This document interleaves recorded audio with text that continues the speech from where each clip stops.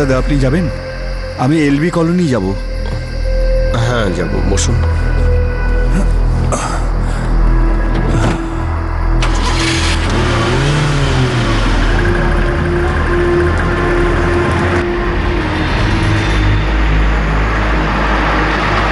সাহেব, গান চালাবো নাকি?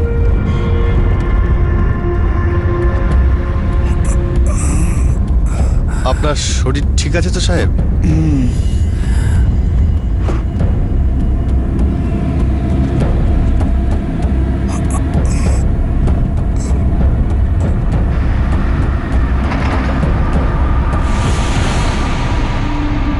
সাহেব, এলবি কলোনি এসে গেছে। কোন দিকে যাব সাহেব?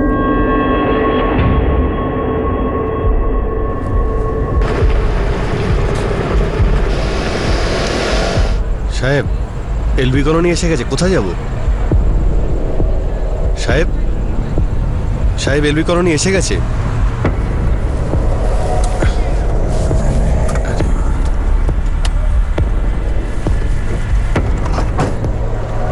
সাহেব, এলবি কলোনি এসে গেছে।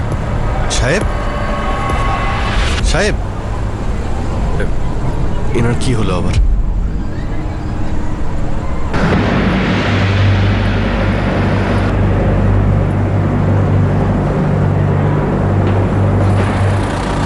সাহেব, কি রে, কি হয়েছে? সাহেব আমার ট্যাক্সিতে একজন প্যাসেঞ্জার রয়েছে, বুঝতে পারছি না কি হলো, অজ্ঞান হয়ে গেছে মনে হয়। আপনি একটু আসুন না স্যার। চল দেখি।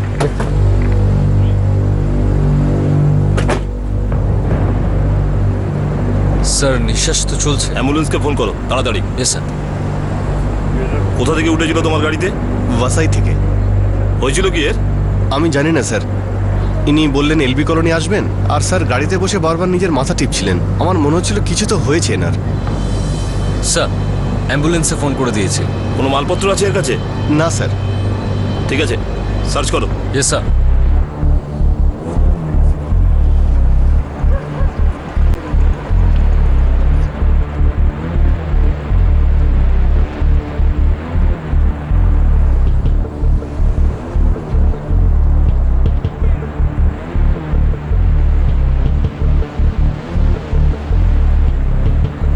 তুই কোথায় থাকিস?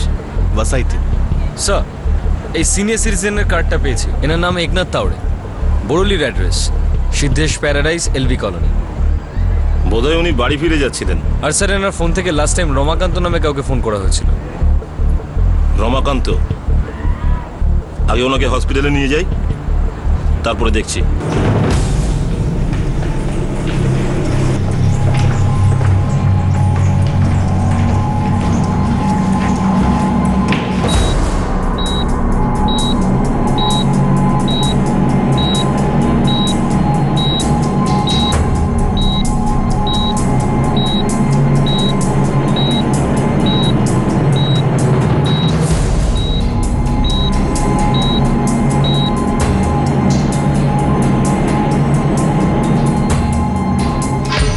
সাহেব, আমি কি যেতে পারি? যতক্ষণ না এনার ব্যাপারে কোনো খোঁজ পাওয়া যাচ্ছে তুমি কোথাও যাবে না। এই শোনো, রমাকান্তকে ফোন করো। Yes sir.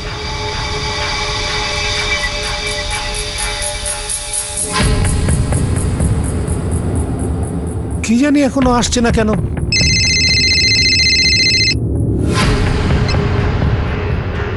হ্যাঁ, কোথায় আছিস তুই? রমাকান্ত, হ্যাঁ বলছি। আমি পুলিশ সাব ইন্সপেক্টর তেজেশ সোনটাকে বলছি। আমরা একনাথ বাবুকে অজ্ঞান অবস্থায় একটা ট্যাক্সির মধ্যে পেয়েছি। উনি ওনার ফোন থেকে শেষ ফোনটা আপনাকে কি করেছিলেন? হ্যাঁ হ্যাঁ, ও আমার ভাই। আমি সিদ্ধেশ প্যারাডাইসে থাকি। ও আমার বাড়িতে আসছিল। ও কোথায় এখন? ওনাকে এলএনসি হসপিটালে আনা হয়েছে। হ্যাঁ, আমি হসপিটালে আসছি। কি হয়েছে? কার ফোন ছিল? পুলিশ একনাথকে অজ্ঞান অবস্থায় ট্যাক্সিতে পেয়েছে। ওনারা ওকে হাসপাতালে নিয়ে গেছে। কি করে দিল প্রসাদটা?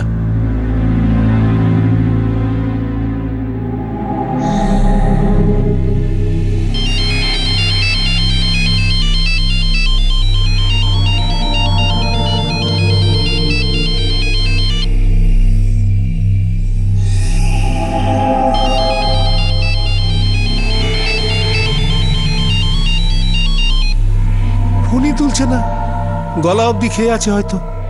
আমি হসপিটালে যাচ্ছি।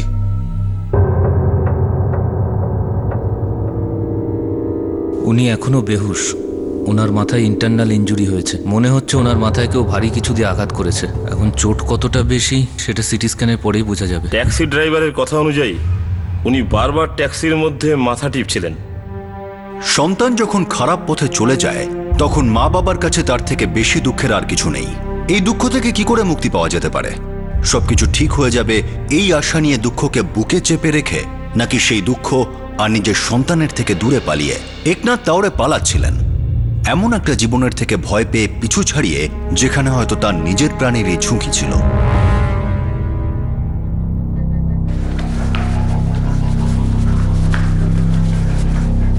স্যার, স্যার, আমি রমাকান্ত তাউরে, একনাথ তাউরে আমার ভাই। কোথায় আছে ও? কেমন আছে? দেখুন, ওনার সিটি স্ক্যান তো হয়ে গেছে, কিন্তু এখনো পর্যন্ত জ্ঞান আসেনি। খুব গভীর চোট।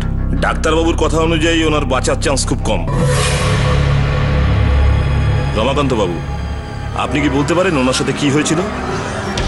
উনি আপনাকে ফোনে কোনো কথা বলেছিলেন?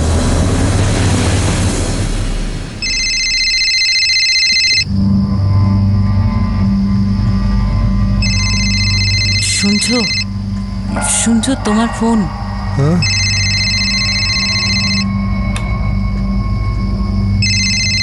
একনাথ, এত রাত্রে? হ্যাঁ একনাথ। রমাকান্ত, আমি তোর কাছে যাচ্ছি। এত রাত্রে? কি হয়েছে? সব ঠিক আছে তো? ব্যাস, অনেক হয়ে গেছে। আমি আর ওখানে থাকতে পারবো না। ও আমাকে মেরেই ফেলবে। কিন্তু তুই ঠিক আছিস তো? কিচ্ছু ঠিক নেই। আমি ট্যাক্সি নিয়ে তোর বাড়িতে যাচ্ছি। হ্যাঁ হ্যাঁ, চলে আয়, চলে আয়। উনি কে ছিলেন যার জন্য একনাথ বাবু এত ভয় পেয়েছিলেন? কে ওনাকে ভয় দেখাচ্ছিলেন? নিজের ছেলের কাছ থেকে, প্রসাদ তাউরে।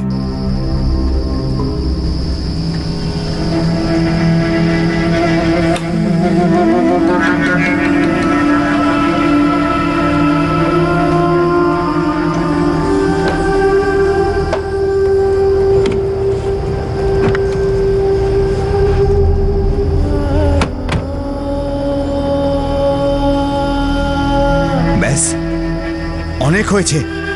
তুই আগেই কিন্তু অনেকটা খেয়েছিস। বাবা, বোতলটা ছাড়ো। আরে, নিজের মুখটা তো দেখ, কি অবস্থা করেছিস নিজের। আমি তোকে আর খেতে দেবো না। আমি নিজের পয়সায় খাই, কারো বাবার পয়সায় খাই না। বোতলটা ছাড়ো। ওরে, তুই কিন্তু নিজের জীবনের সাথে সাথে সকলের জীবনটা নষ্ট করছিস। এই মদের কারণে আমার আর কেতকীর জীবনটাও নষ্ট করে দিচ্ছিস। বা বোতলটা ছাড়ো। ছাড়বো না। বা বোতল ছাড়ো। বোতল ছাড়। আমি ছাড়বো না। ছাড়ো। আমি ছাড়বো না। ছাড়বো না।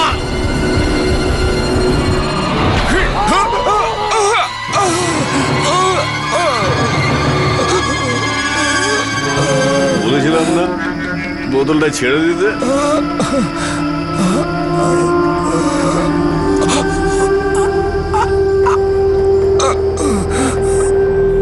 তারপরে একনাথ আমার বাড়িতে আসছিল। আমি ওর অপেক্ষায় ছিলাম। এর মধ্যে আপনাদের ফোন এলো। উনি কি বাসাইতে থাকেন? আগে, কিন্তু আমরা তো ওনার পকেট থেকে একটা সিনিয়র সিটিজেনের কার্ড পেলাম, যেখানে ওনার অ্যাড্রেস বরেলি লেখা। হ্যাঁ, আগে ও ওখানেই থাকতো ফ্যামিলির সঙ্গে। তারপরে ওখান থেকে শিফট হয়েছে। এই কেতুকিটাকে? ওর সাথে প্রসাদের বিয়ে হওয়ার কথা ছিল। আই এম সরি, আমরা একনাথ বাবুকে বাঁচাতে পারলাম না। His death.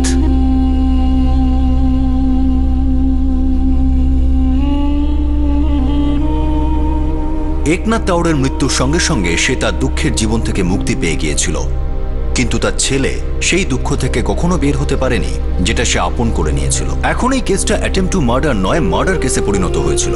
প্রসাদ কি এই অপরাধের থেকে বেঁচে বেরোতে পারবে? তুমি যেতে পারো। তোমার নাম আর অ্যাড্রেস আমাদের কাছে আছে। যখন দরকার পড়বে ডেকে নেব। ঠিক আছে সাহেব।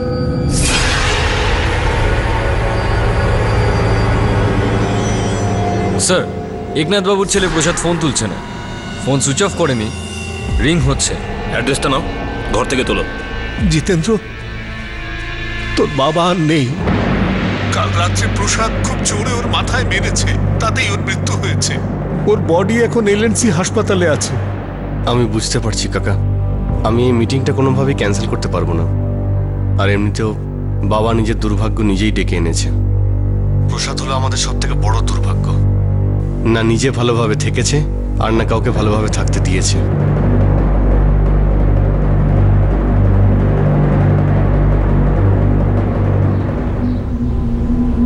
মা, আমার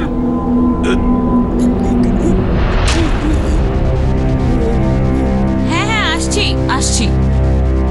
প্রসাদ, প্রসাদ, এই যে শুনছো, তাড়াতাড়ি এসো। জিতেন্দ্র, মা কি হলো? কি হয়েছে মা? প্রসাদ, বাবা প্রসাদ, প্রসাদ, প্রসাদ, কি হয়েছে প্রসাদ? কি হয়েছে দেখো না। প্রসাদ, একে হাসপাতাল নিয়ে যেতে হবে। বাবা জিতেন্দ্র, তুই কোথায় যাচ্ছিস? মা, আমার অনেক দরকারি কাজ রয়েছে, আমি ফালতুর পেছনে সময় নষ্ট করতে পারবো না। আর সাহায্য কাকে করব আমি? একে, যে নিজেই নিজেকে সাহায্য করতে চায় না। এক তোর মৃগী রোগ রয়েছে, তার মধ্যে ওর মদের নেশা, যেটাও ছাড়তেই চায় না। আর আমি ওর জন্য নিজের জীবনটা কেন নষ্ট করবো বলতে পারো? এখন এসব কথা বলার সময় নয়। আমি ওর মা, তুই দাদা হোস ওর। এক্ষুনি ওকে হাসপাতাল নিয়ে যেতে হবে বাবা। মা ব্যাস, অনেক হয়েছে। তুমি আর বাবা ওর সঙ্গে থাকতে চাইলে থাকতে পারো তোমরা, কিন্তু আমি ওর এই রোজকার নাটক একদমই সহ্য করতে পারছি না। আমি আর পূর্ণিমা এই বাড়ি ছেড়ে একেবারে চলে যাচ্ছি।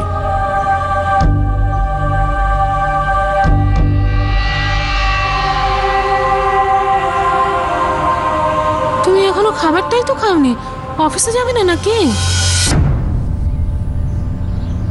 কি হয়েছে? পূর্ণিমা,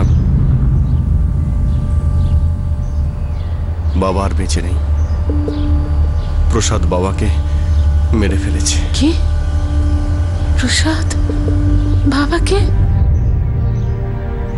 মা তো ওর চিন্তাতেই শেষ হয়ে গেল, কিন্তু তা সত্ত্বেও বাবাকে সুস্থ রেখে গেছিল।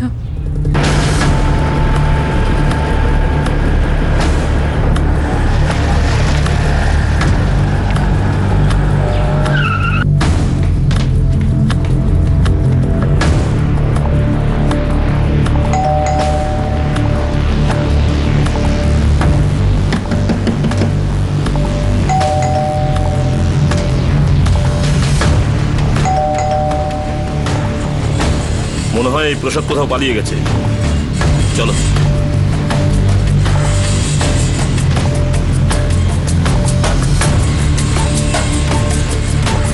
আপনি এই ফ্লোরেই থাকেন? হ্যাঁ এই প্রসাদ তাওড়ে এই ফ্ল্যাটেই থাকেন?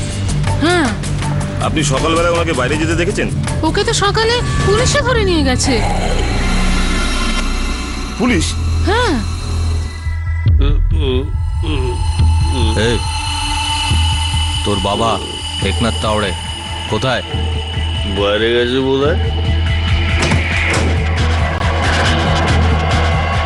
এই যে এর বাবা একনাথ তাওড়ে, জানেন কোথায়? না স্যার, আমি দেখিনি। যখনই এখানে আসবে সঙ্গে সঙ্গে পুলিশ স্টেশনে খবর দেবেন। ঠিক আছে। পুলিশ প্রসাদ তাওড়েকে ধরে নিয়ে গেছে আর একনাথ তাওড়েকে খুঁজে বেড়াচ্ছে? হ্যাঁ স্যার। কোথা থেকে এসছে এই পুলিশ? বাসাই পুলিশ স্টেশন থেকে। হ্যালো, নমস্কার, আমি বরেলি পুলিশ স্টেশন থেকে পিএসআই তেজেশ সোনটাকে বলছি। নমস্কার। আপনারা কি আজ সকালে প্রসাদ তাওড়েকে গ্রেপ্তার করেছেন? হ্যাঁ, আমরা ওকে গ্রেপ্তার করেছি, আর আমরা ওর বাবা একনাথ তাওড়েকে খুঁজছি। প্রসাদের ওর বাবা সম্পর্কে কিছুই জানে না, ও বলার মতো অবস্থাতেও নেই।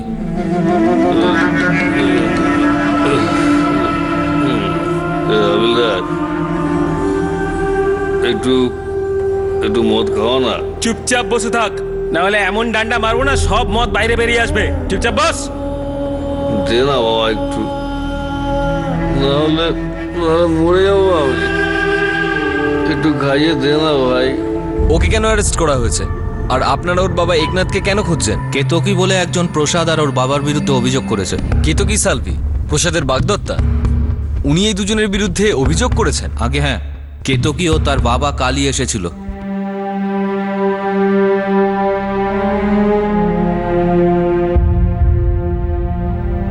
বলুন, ভয় পাবেন না, বলুন কি হয়েছে। আগে আমরা একনাথ তাওড়ে আর তার ছেলে প্রসাদ তাওড়ের বিরুদ্ধে রিপোর্ট লেখাতে চাই। কি করেছে দুজনে? আমাকে ব্ল্যাকমেল করছে। আপনি এই প্রসাদ আর একনাথকে কিভাবে জানেন? প্রসাদ আমার বাগদত্ত ছিল, কিন্তু ওর সাথে আমার আর কোনো সম্পর্ক নেই। ও আপনাকে ব্ল্যাকমেল কেন করছে? প্রসাদের ফোনে কেতকীর কিছু প্রাইভেট ফটো আছে যেগুলোর জন্য ওকে ও ব্ল্যাকমেল করছে। একনাথ তাওড়ে কাল মারা গেছেন আর ওনাকে খুনের অভিযোগে আমরা ওর ছেলেকে খুঁজছি। দেখুন, প্রসাদ আমাদের কাছে লকআপে আছে, কিন্তু ও কিছু বলার মতো অবস্থাতেই নেই। স্যার, প্রসাদ ওয়াসেই পুলিশের কাস্টাডিতে রয়েছে আর এই সময়ও কিছু বলার অবস্থায় নেই। ওর এক্স ফিয়ন্সে কেতকী, উনি প্রসাদ আর ওর বাবা দুজনের নামেই অভিযোগ করেছেন। উনি বলেছেন ওরা দুজন নাকি কয়েকটা প্রাইভেট ফটোজ নিয়ে ব্ল্যাকমেল করছিল। বাপ ছেলের একটা মেয়েকে ব্ল্যাকমেল করা আর ছেলেটার তার বাবাকে মারা, এই কেসটা হলো কি? ডাক্তারবাবু, এর বডি এখন মর্গে রাখার ব্যবস্থা করা যাবে? ওর বড় ছেলে এখনো আসতে পারেনি আর ছোট ছেলেকে পুলিশ অ্যারেস্ট করেছে। আমায় একটু সময় দিন ডাক্তারবাবু, আমি ওদের সঙ্গে কথা বলে নিচ্ছি। পুলিশ হয়তো প্রসাদকে ওর শেষ কাজটা করতে দেবে। ঠিক আছে, আমি অ্যারেঞ্জমেন্ট করছি। আপনাকে অনেক ধন্যবাদ ডাক্তারবাবু।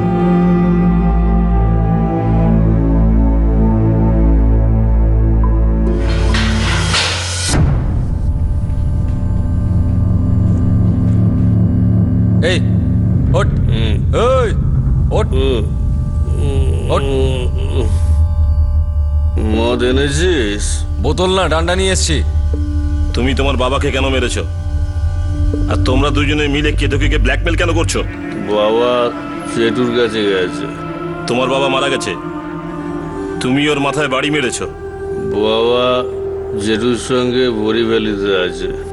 আমাকে একটু মদ দাও না, একটু মদ। স্যার, কোনো লাভ নেই। এখন কেতকী বলতে পারেন যে ওনার এই প্রাক্তন হবু স্বামী ওনাকে বিরক্ত কেন করছিল। আর এটাও দেখতে হবে যে একনাথ কেন জ্বালাতন করছিল। বাবা মারা গিয়েছিল আর ছেলে যে তাকে খুন করেছিল সেও কিছু বলার অবস্থায় ছিল না। প্রসাদের এক্স ফিয়ন্সে কেতকী বাবা আর ছেলে দুজনের বিরুদ্ধেই হ্যারাসমেন্টের কমপ্লেন করেছিল। এই কাহিনীর অন্য দিকটাও খুবই দুঃখজনক আর কষ্টদায়ক ছিল।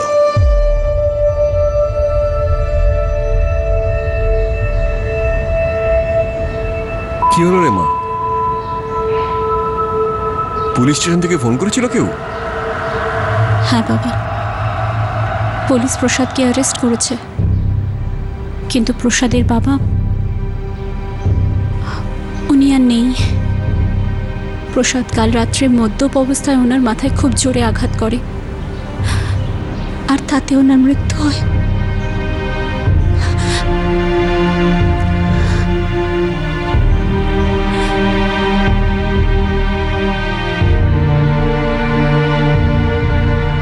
মিস্টার প্রসাদ তাওড়ে,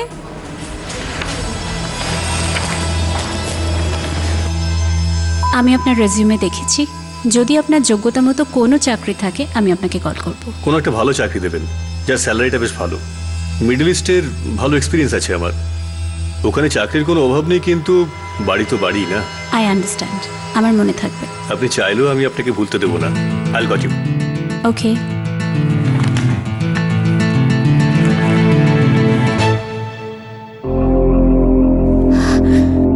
ও এরম একদম ছিল না বাবা।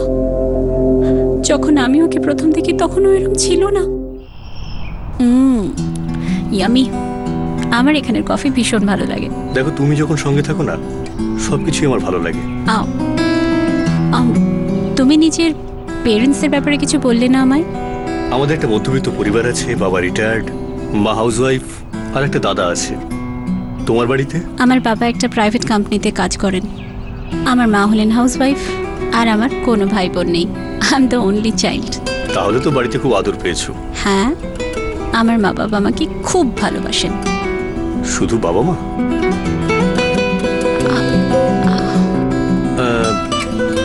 তোমাকে আমি আমার বাবা মার সঙ্গে দেখা করাতে চাই। দেখা করবে?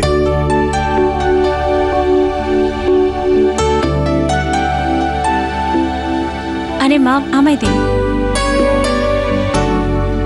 কফি।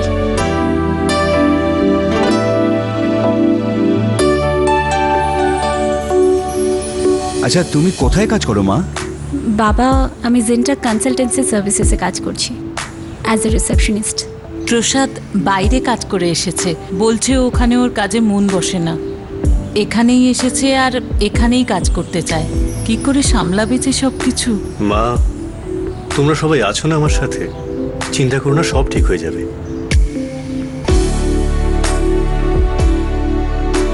মা, বাবা, কেমন লাগলো ওকে? ও খুব সুন্দর মেয়ে। খুব ভালো বাবা। দেখ বাবা, আমি আজ পর্যন্ত তোর কোনো সিদ্ধান্তে বাধা দিইনি, কিন্তু তোকে সব সত্যটা খুলে বলেছিস তো? কোন সত্যি? তোর অসুখের ব্যাপারে। এই যে তোর মৃগী রোগের ব্যাপারটা। প্রসাদ নিজের অসুস্থতার ব্যাপারে আমাকে কিছুই জানায়নি, কিন্তু এই কথাগুলো খুব বেশি দিন লুকিয়ে রাখা যায় না।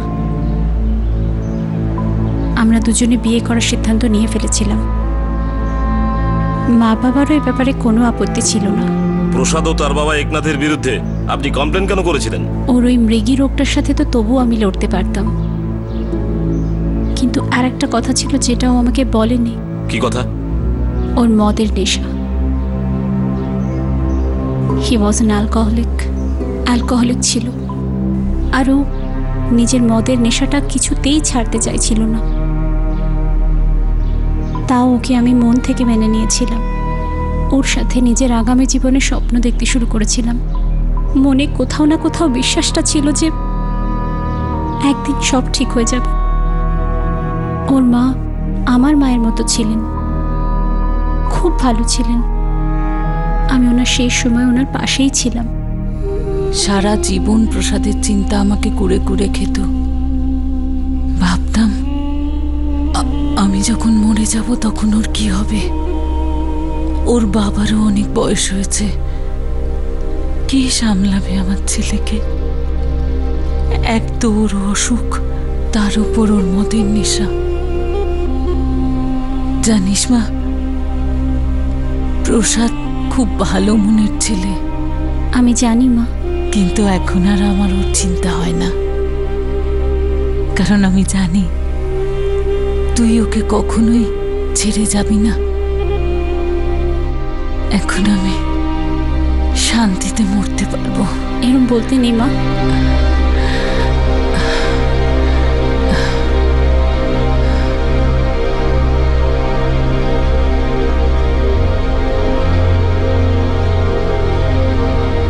প্রসাদ, বাবা খুব একা হয়ে গেছেন। আমিও খুব একা হয়ে পড়েছি। প্রসাদ, তুমি বাবার সাথে বরিবলি শিফট হয়ে যাও।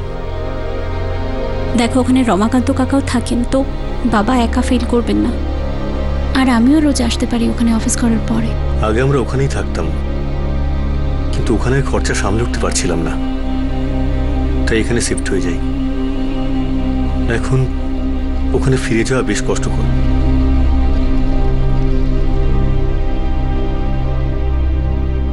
মা মারা যাওয়ার পরে প্রসাদ সম্পূর্ণভাবে মদের নেশায় ডুবে গেল। বাবা ওকে বোঝানোর অনেক চেষ্টা করেছিলেন, কিন্তু ও কোনোভাবেই বুঝতে চাইছিল না। প্রথমে ও নিজের বাড়ির সমস্ত পয়সা মদের নেশায় উড়িয়ে দিল, আর তারপরে আমাকেও পয়সার জন্যে। Hello, Zenta consultancy services. Yes, আপনি আপনার রেজিউমে আমাকে সেন্ড করে দিন। I'll report you back. Email অ্যাড্রেসটা হলো ketuki21@gmail.com। তুমি এখানে কি করছো? আমার টাকা শেষ হয়ে গেছে। Can I just call you back in some times? Yeah, I'll get back. Yeah, thank you. প্রসাদ, তুমি এরকম কেন করছো? দেখো, তুমি বাড়ি যাও, আমি বিকেলে দেখা করছি। আমার খুব মার কথা মনে পড়ছে। মাথা ছেড়ে যাচ্ছে আমার। কিছু টাকা দরকার আমার। একদম না, আমি তোমাকে এইভাবে নিজের আর আমার জীবন নষ্ট করতে দেবো না। দেখ, আমি এখানে টাকা নিতে এসেছি, তোর লেকচার শুনতে নয়। টাকা দিবি কি না?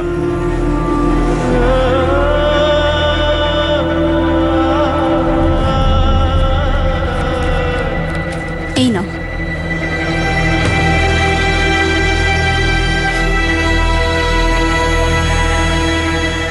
মা, আমার এসব একদম ভালো লাগছে না।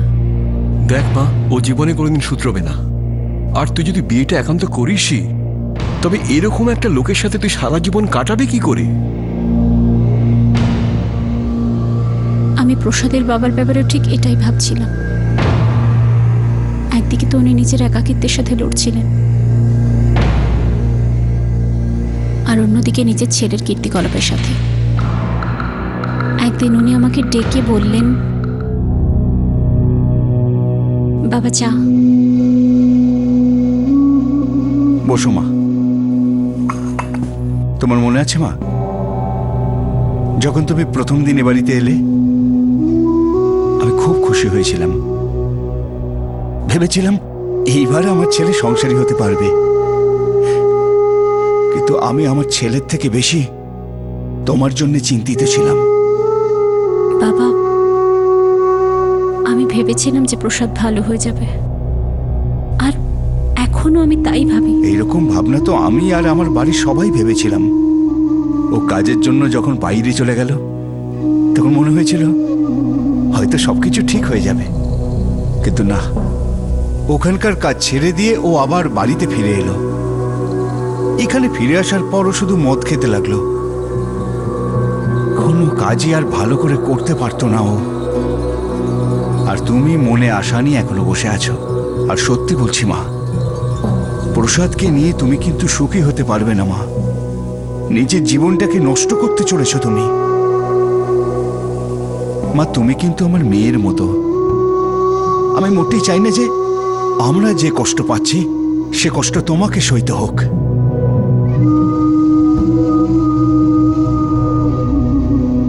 বাবা একদম ঠিক বলেছিলেন। আপনার কথা এটা বোঝা যাচ্ছে যে একনাথের উপরে আপনার কোনো অভিযোগ নেই, তাহলে ওনার নামে কেন কমপ্লেন করলেন? কেতকীর সবসময় এটাই মনে হতো যে পরিস্থিতি বদলে যাবে, কিন্তু একদিন তার সব আশা শেষ হয়ে যায়। সেই দুঃখ থেকে বেরিয়ে আসতে চাইছিল, একটা নতুন জীবন শুরু করতে চাইছিল, কিন্তু হয়তো এগুলো এত সহজ ছিল না। বাবা, আমি সিদ্ধান্ত নিয়ে নিয়েছি, আমি প্রসাদের সাথে আমার সম্পর্ক ভেঙে দেব। এই সিদ্ধান্ত তোর অনেক আগে নেওয়া উচিত ছিল। তুই একদম চিন্তা করিস না, সব ঠিক হয়ে যাবে। কিন্তু কিচ্ছু ঠিক হলো না। প্রসাদ, তুমি আমাকে বারবার ফোন করে বিরক্ত করবে না। আমাদের সম্পর্ক ভেঙে গেছে, আমার সাথে তোমার আর কোনো সম্পর্ক নেই। কেতকী, তুমি আমার সঙ্গে এরকম করতে পারো না। আমার যা করার ছিল আমি করে দিয়েছি, এবার আমাকে মুক্তি দাও। বাবা, ও আমাকে বলছো ও আমাকে বিয়ে করবে না। বাবা, ও কিন্তু একদম ঠিক কথাই বলছে। তুমি আমার বাবা না ওর।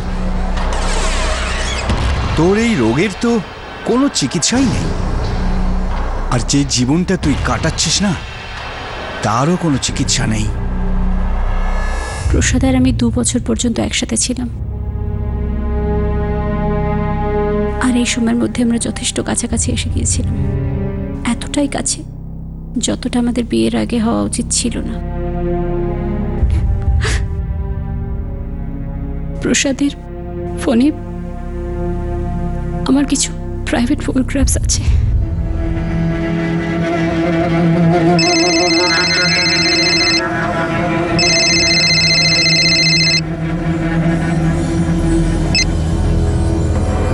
নমস্কার বাবা। আমি ঠিক জানতাম তুই বাবার ফোনটা ঠিক ধরবি। প্রসাদ, কেন বিরক্ত করছো আমায়? তুই আমাকে ছেড়ে দিয়েছিস, কিন্তু আমি তোকে এত সহজে ছাড়বো না। আমার টাকা দরকার, তাও পুরো 5 লাখ। কি? তুমি পাগল হয়ে গেছো নাকি? না, কিন্তু তোকে নিশ্চয়ই পাগল করে দেবো যদি তুই আমাকে টাকা না দিস। তো তোর মনে আছে আমার কাছে ফটোগুলো আছে তোর? যদি টাকা না পাই তো ওই ফটোগুলো ইন্টারনেটে যাবে, আর তার একটা করে কপি তোর বাবা মার কাছে। তুমি এরকম কিচ্ছু করবে না। আমি নিশ্চয়ই করবো, যদি তুই আমাকে সন্ধ্যের মধ্যে ফোন না করিস। আর যদি টাকা না দেওয়ার কথা বলিস তাহলে ছবিগুলো তোর বাবা মার কাছে ঠিক পৌঁছে যাবে। প্রসাদ,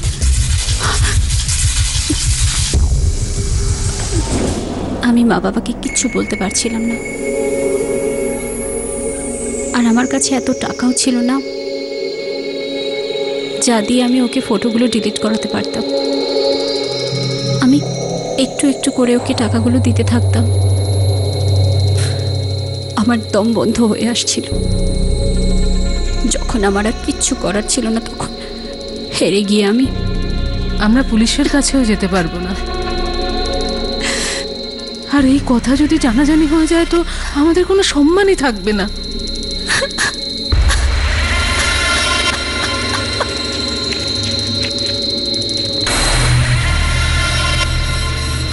কি ব্যাপার? এখানে 2 লাখ টাকা আছে। প্রসাদ, ওই ফটোগুলো ডিলিট করে দাও। আমি 5 লাখ চেয়েছিলাম। প্রসাদ প্লিজ, আমরা দুজন রিলেশনশিপে ছিলাম। যেটা তুমি ভেঙে দিয়েছো, সেটাই তো আমি ভুলতে পারছি না। 5 লাখ টাকা দিয়ে দাও, ফটোগুলো আমি ডিলিট করে দেবো। এখন বাকি টাকাগুলোর ব্যবস্থা করো।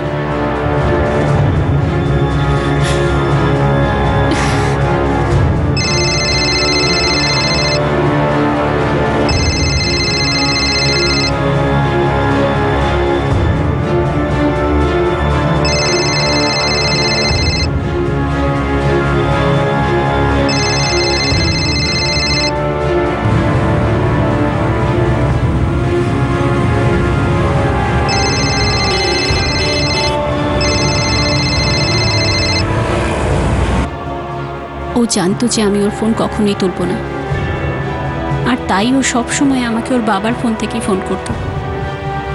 আর তারপর একদিন আমরা সবাই সিদ্ধান্ত নিলাম যে আমি শুধু একটা ব্যাপারেই ভয় পাই, যে যখন তোমরা দুজনের ব্যাপারে জানতে পারবে তখন তোমরা কিভাবে রিয়াক্ট করবে।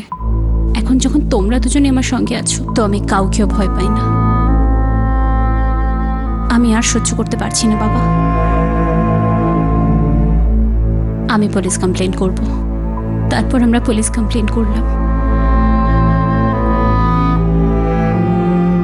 আমার প্রসাদের বাবার বিরুদ্ধে তো কোনো অভিযোগ ছিলই না।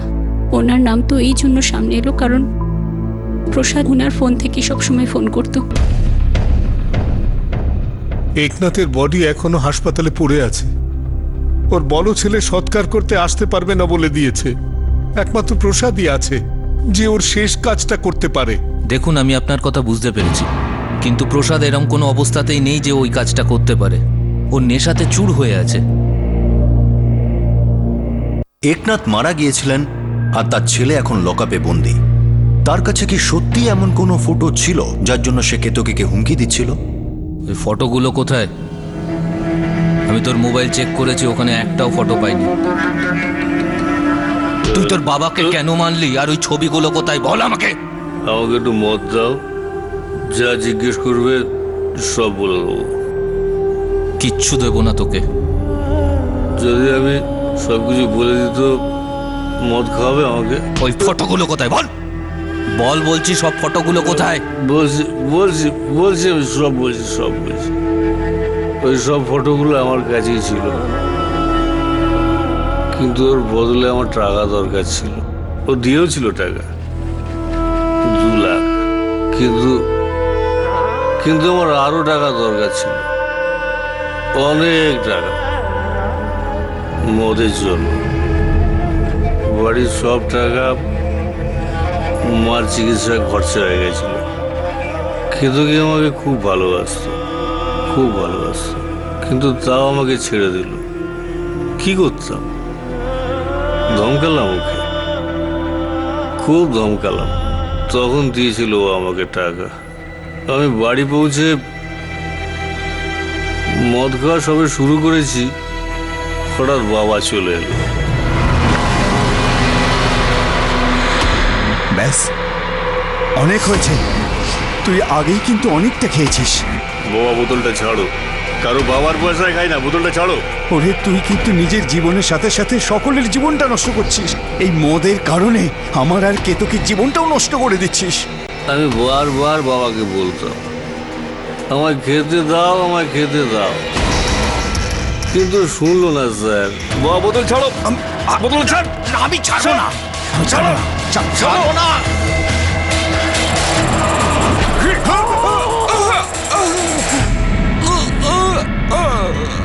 বলেছিলাম না বোতলটা ছেড়ে দিতে।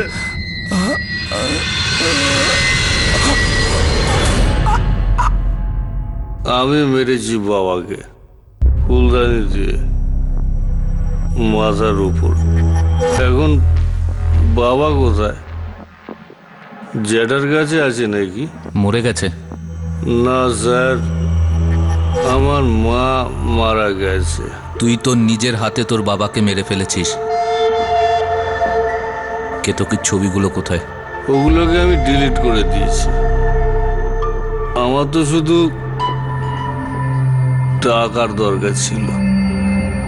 যাতে আমি মদ খেতে পারি।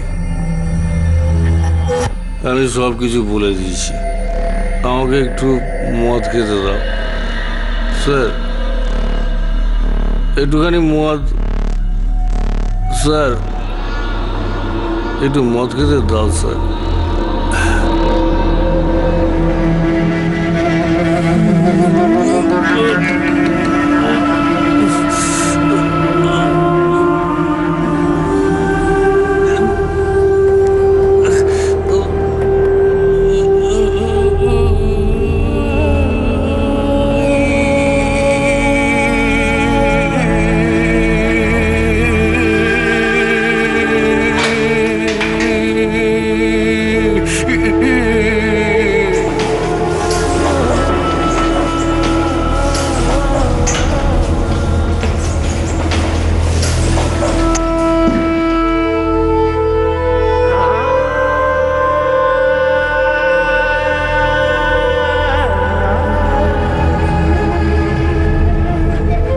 স্যার, প্রসাদকে বাঁচাতে পারলাম না, ওর ফেটাল অ্যাটাক হয়েছে।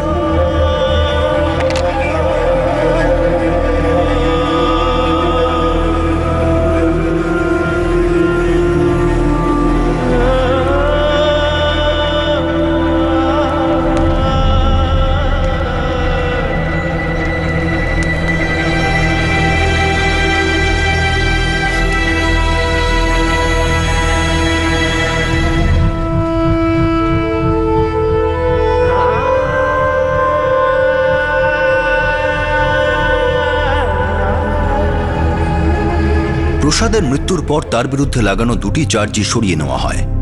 কেতকীর হ্যারাসমেন্টের আর একনাথ তাওড়ের হত্যার ফাইল বন্ধ করে দেওয়া হয়। সবাই যে খারাপ সময়টা দেখেছে তার পরিণতি খুবই দুঃখজনক ছিল, কিন্তু পরিস্থিতি যদি অন্যভাবে সামলানো সম্ভব হতো তাহলে কি সবকিছু ঠিক হয়ে যেত?